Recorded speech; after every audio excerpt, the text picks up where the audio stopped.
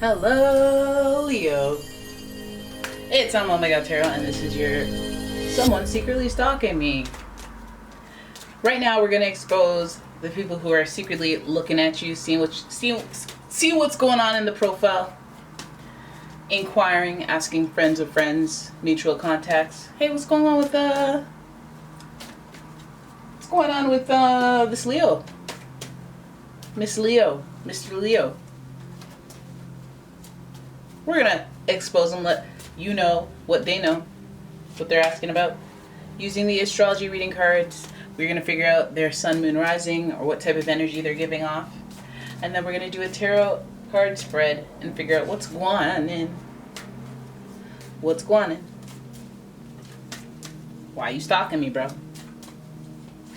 And that's how you buy time, okay? So now that I've shuffled your deck, here's your first card. Ooh, you got a Capricorn. Not bad. Not bad stalkers. They usually have some type of opportunity attached to them. So the energy around you is serious, materialistic, and hardworking. It bestows shrewdness and cautious ambition. You got that Capricorn energy around you. That's also a very paternal energy to me. And it's also an energy that's very, I'm setting boundaries. I have willpower. I have structure in my life, you know, so I always feel like as a Pisces, you can learn from that. But then some people who have structure, you know, they find it annoying. But let's keep going. We got Aquarius in the mix. This energy is freedom loving, rebellious, idealistic, and technological. Aquarius, of course, is an air sign. They do a lot of thinking. And they're very unique. So this person can bring about a unique scenario to come at you under. They're doing their own freak thing, being a weirdo. But that's okay. Because maybe they have interesting, unique methods in order to propose an opportunity. Capricorn is there, and they're about their business, you know? So they don't have time to do the playful fodder foolishness, you know? But Gemini does. The energy is communicative, mischievous, lively, witty, and informative. Informative, guys. Stimulating exchange is possible. Okay, so this feels like, you know, you want to stalk me, go ahead. Go ahead and stalk me, because there's levels to this stalkerization. You got a lot of air signs, so this is well thought out. You know, we don't have to jinx it by saying, okay, well, if you're a stalker, you might wish me ill will, because that's not necessarily the case if you're doing so much thinking. Geminis and Leos, they got some things in common. They like to have fun. Capricorns and Leos, they have things in common, and they like that lifestyle that looks good on the outside. And of course, Leo and Aquarius have that we're both unique type energy to them, right? So let's have a look, because this person's energy, they're intellectual, you know, they're not goofy. They're not a complete goofball. They may be charming and witty, but not complete goof. It's not a goofy movie, okay? And they may have some unique opportunities attached to them. So, stalking, I call it scouting. But let's have a look using the Golden Universal. All right.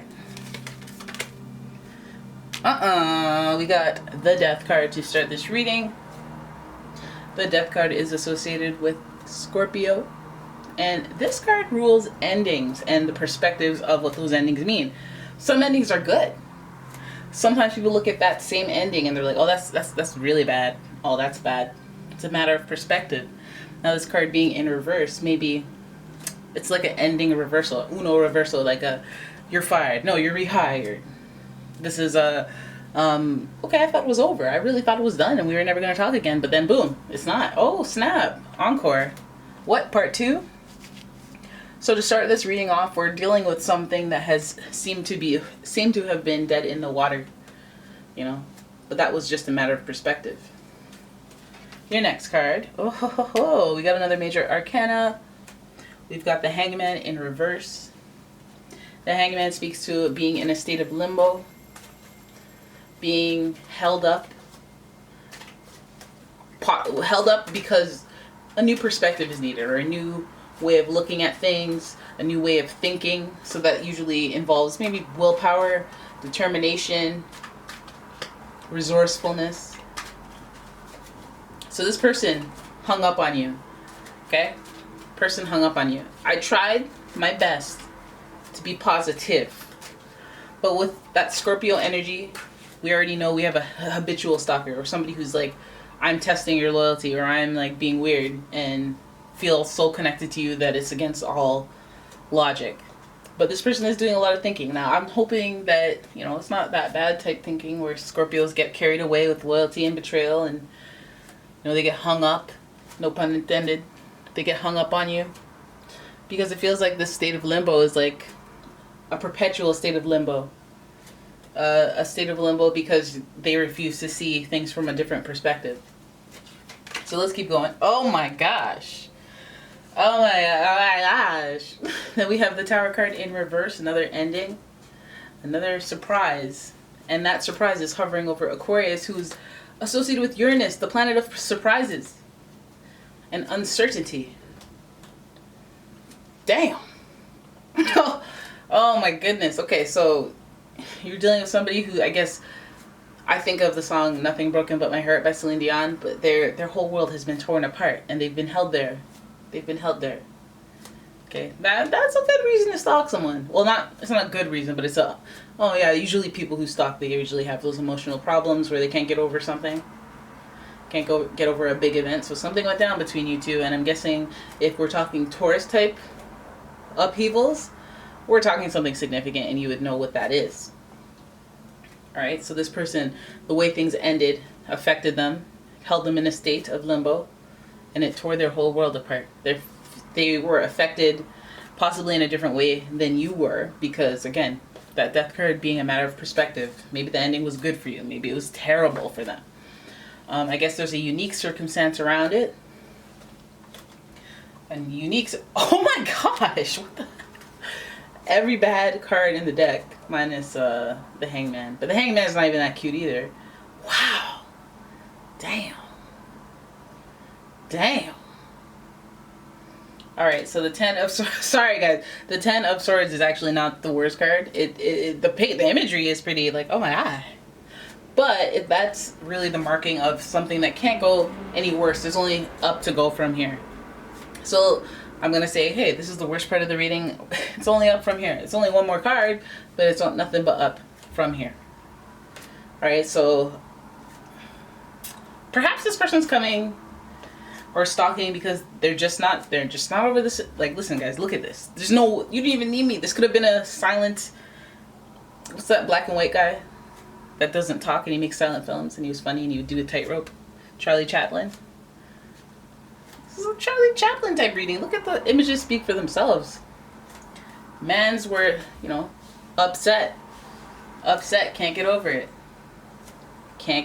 They could be carrying any of that Scorpio energy. We got Neptune, which is also the ruler of delusions. Oh my goodness. You know, they live in a fantasy world and they don't see things different. Listen, you guys better, best friend, you better get pepper spray, bear mace. But you know what? We don't see too much. We don't see fire in the sense in the theme cards. This person this is how they feel. So with all this air energy, they could be, you know, just looking at you through social media. You know, they may have their issue with willpower, boundaries, determination. They may have an issue with boundaries for sure. But yeah, they may be looking into you and thinking about you. Doing their own unique thing, maybe their own solo mission type thing, so you would never expect it. Maybe they have a fake account, being very clever about it, about how they stalk you. Very startling here. Very startling set of cards. So let's pull your last card because, woo! Okay. 9 of Cups represents having faith, being spiritually righteous, knowing, having a sense of who it is, you know, following your inkling, kind of depending on your intuition when it comes to this person. You know, some of you guys look at this like, maybe I should call them and bury the hatchet so they don't have any ill will, so they can move on. Some of you guys are looking at things in a simple way, or in a way that relieves you or gives you some type of spiritual validation that you're a bigger person, or that you're spiritually aligned. You're the type of figure that will do things for the highest good because you're enlightened, and you want to do right by people who are in turmoil. This does speak to compassion, just because on a human level you understand broader ideas and emotions better than, I guess, this person, because they obviously can't quite see what the issue is, or can't quite see why things happen the way that they did. When you have this end card and this end card on the beginning and the end of the reading, it makes me feel like it's going for a loop. Like they're going through a cycle of accepting the end, then being stuck, and then being angry that they're stuck, and then feeling like a victim, feeling like a martyr of some sort, and then the cycle repeats. But I feel like maybe, almost like you don't even have to, maybe there's some type of, like, they're looking for some type of validation either, or you are the means for their feeling resolved about the situation emotionally. Like, they need you to say something, maybe what could be met with conflict, if it was met with compassion, even if they come at you with some type of unresolved feelings, because that could look ugly, or can look like I'm a victim. Maybe handling it in a spiritually enlightened way would be the most beneficial for the situation. I feel like maybe, like, you see how if they could be coming at you with compassion because you feel like they're delusional, you think that I did this, da, da, da.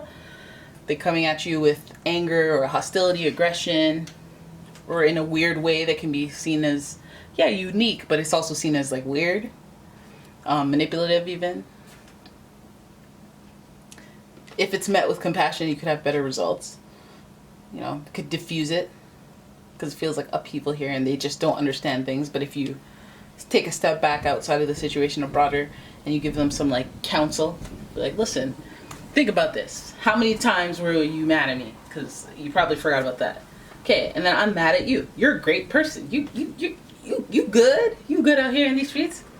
Right? You just have to get up. Just get up in there. I can't tell you what's wrong with you. I don't think anything's wrong with you. We're just not a match. It's not about you. It's not about you, babe. Right? Now, please stay 50 feet away. What's the restraining order numbers? 50 kilometers. 6 feet. 6 feet apart, please. Stay back. Because I don't know what you'll do.